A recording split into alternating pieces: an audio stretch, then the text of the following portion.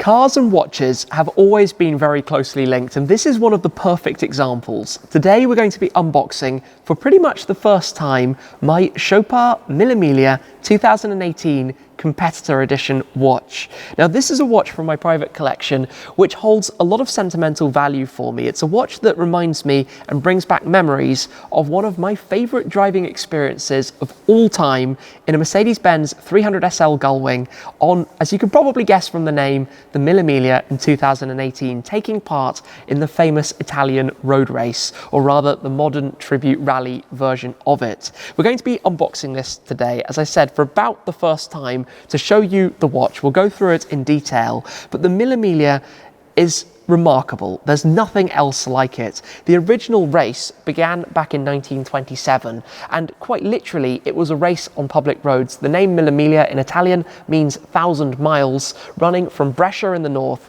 down to Roma, the capital, and back as quickly as possible. It ran from 1927 until 1957, give or take a few years, but the outright record went to Sir Stirling Moss in 1955, driving in the Mercedes-Benz 300 SLR with an average speed across that 1,000 miles of over 100 miles an hour.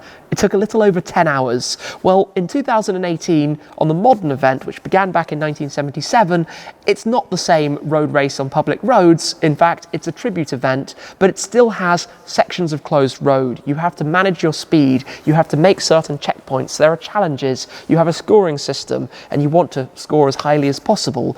And Chopard began sponsoring the Mille Miglia back in 1988. And ever since then, all the way through to today, they make a competitor edition which is given to each participant, as well as a race edition and a few other versions of different watches that they sell as well. Now, I actually acquired this after the event for various complicated reasons, but as I said, it's a watch that connects to that for me, and having only done it the one single time, it's something that I'm never going to forget. So let's crack on and unbox and take a look at the Chopard Mille Miglia 2018 Competitor Edition. Now you immediately see in here that this links to cars. The leather box with the red contrast stitching. We'll just pull this to the side. We've got the booklet and the warranty information and things just down in there. But this, as we open it, reveals a watch that links so well to everything about the Mille Miglia. It is designed for a purpose. Have a look at this. The heritage, the timelessness of it. Of course, it's a chronograph. You've got the tachometer around the outside, and it's just a really, really nice thing. So let's pop this out on the cushion. We've got the red insert in the outer case here. Pop that over to the side and pull out the pillow from the center of here. We've still got the protectors, in fact, on the pushers at the side as well. Oh yes, there's a ribbon in there from when it was new. But taking a look at this, you've got this very highly polished main case. At the side, you have the three pushers. The crown is, in fact, with a steering wheel on the end of it, a three-spoke steering wheel, reminiscent of the classic cars that could take part. Because even the modern event, in fact, requires cars to enter that would have been applicable back at the time, that would have been able to enter, that would have been able to drive in 1927 through to 1957. And they run in age order as well. So driving a 300 SL, we were right towards the back of the pack, starting off each morning, but a pack of 20 300 SLs on the road was quite a sight to behold. As you look at it, it almost has this holographic style face, but a dark face, the contrast white numbering all around that. It's not a particularly heavy or large watch.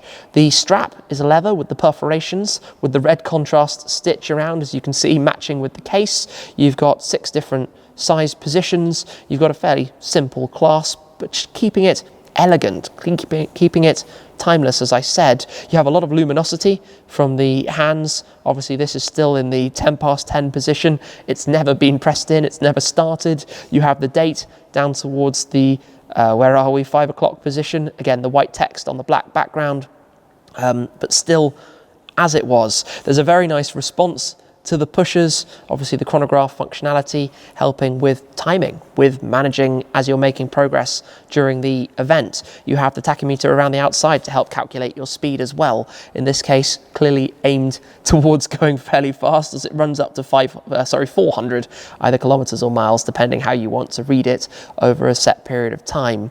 It has this lovely, lovely finish though, and on the back as well, you can just see in here, we've got a sticker in the center at the moment, but we've got the anniversary graphic. We've got the competitor edition 2018. We've got the 1000 Miglia logo at the very top, and we have a depth of 50 meters, 165 foot on 8595 401 3636, the designation. And you can see that movement as well as you rotate it round through the back, which is always lovely to be able to see. But even down to the way you have almost these rivet style bolts in the back, reminiscent of cars of the era, that kind of feel to them. So it's all of that attention to detail that makes the watch, I think, stand out, and they evolve them from year to year. Each year's making some small changes to the previous, and I'm sure some of the entrants who have taken part on many occasions have a wonderful collection of these different watches. And just to have it on display, whether to wear it or not, almost for me, I don't think is the point. It's what it represents and what it links to, and that's why, you know, I've treasured this watch ever since.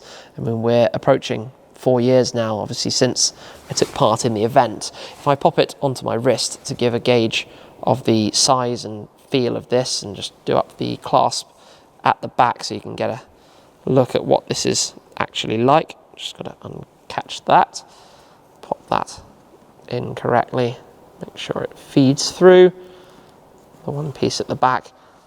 I think it just looks very, very smart. And if you're going to be driving a car like a 300 SL across Italy, being a little bit fluid with how you're driving, shall we say, what a way to be doing it, driving, wearing this matching watch, even with the 1000 Mille Miglia graphic worn in the center of it, just above the center point, which is the same logo that you actually see when you're driving out on the roads, although it's all done from route books to manage your distance and manage where you are. So it's timeless. As I've said far too many times, I think that best summarizes this particular watch. But for me, it's one that just has significance, and one that I'll hold on to for sure for the long term. So I hope you're enjoying the Swatch 150 videos. Thank you very much for joining me on this adventure, learning about watches like this and trying to share some of what I have the, I guess, luck to be able to own myself, but also hopefully going forward more of both my Swatch collection and more really interesting pieces as well.